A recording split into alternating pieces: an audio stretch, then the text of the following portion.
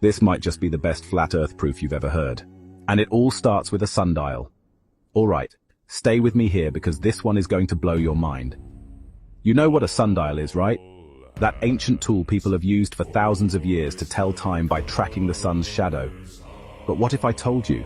Sundials don't work on a spinning ball Earth. I know, sounds wild, but let's dive into it. Imagine the Earth is a ball spinning through space. The sun would rise in the east, set in the west, and a sundial's shadow should shift in a way that reflects this, right? But guess what? It doesn't work like that. On a globe, the shadow cast by the sun wouldn't follow the pattern that makes sundials function properly. The shadow would be inconsistent, and the whole system would fall apart. Here's why. For a sundial to work, the sun has to move in a predictable circular path over a flat plane. If the sun is rising and setting over a curved surface, the shadows wouldn't align. The shadow would bend and stretch in strange ways, making it impossible to use the sundial accurately. But on a flat plane, it's a perfect match. The sun moves in a circle, and the shadows follow a logical, consistent path. That's how sundials have worked for centuries. Here's where things get interesting. The flat Earth model explains why sundials have worked flawlessly for so long. In this model, the sun moves in a circular path above a flat surface, illuminating everything below it in a way that makes sense. It's simple, it's direct, and most importantly, it matches what we can observe.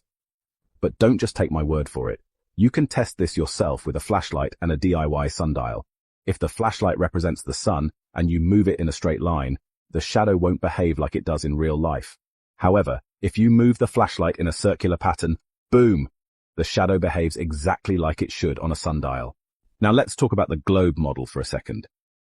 People love to bring up NASA and their supposed proof, but what do we really get from them?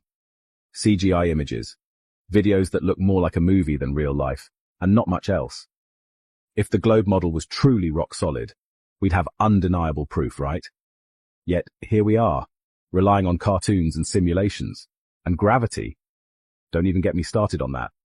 They want you to believe that gravity is strong enough to hold billions of gallons of water upside down on a spinning ball. Really? Have you ever tried holding water upside down? It just doesn't work. Water doesn't stick to a ball, it finds its level.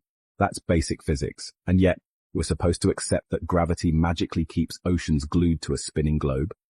Let's be real. The globe model has holes, and this sundial experiment is just one example that cracks open the narrative. If we start questioning what we've been taught and look at things with fresh eyes, the answers are right in front of us. The Earth is flat, stationary, and much simpler than the complicated spinning ball theory they've been pushing on us for centuries.